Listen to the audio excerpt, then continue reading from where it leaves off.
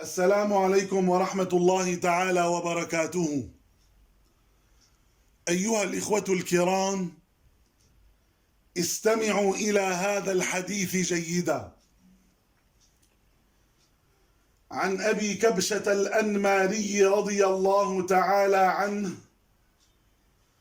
أنه سمع رسول الله صلى الله عليه وسلم يقول: ثلاث أقسم عليهن وأحدثكم حديثا فاحفظوه. قال: ما نقص مال عبد من صدقة، ولا ظلم عبد مظلمة صبر عليها إلا زاده الله عزا،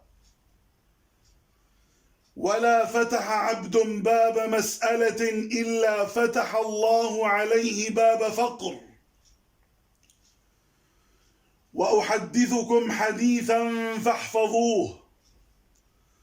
قال: إنما الدنيا لأربعة نفر: عبد رزقه الله مالا وعلما فهو يتقي فيه ربه ويصل فيه رحمه ويعلم لله فيه حقا، فهذا بأفضل المنازل. وعبد رزقه الله علما ولم يرزقه مالا فهو صادق النية، يقول: لو أن لي مالا لعملت بعمل فلان، فهو بنيته فأجرهما سواء. وعبد رزقه الله مالا ولم يرزقه علما يخبط في ماله بغير علم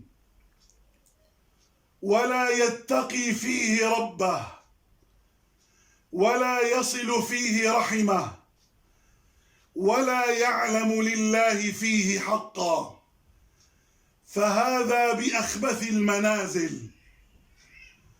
وعبد لم يرزقه الله مالا ولا علما فهو يقول: لو أن لي مالا لعملت فيه بعمل فلان، فهو بنيته فوزرهما سواء.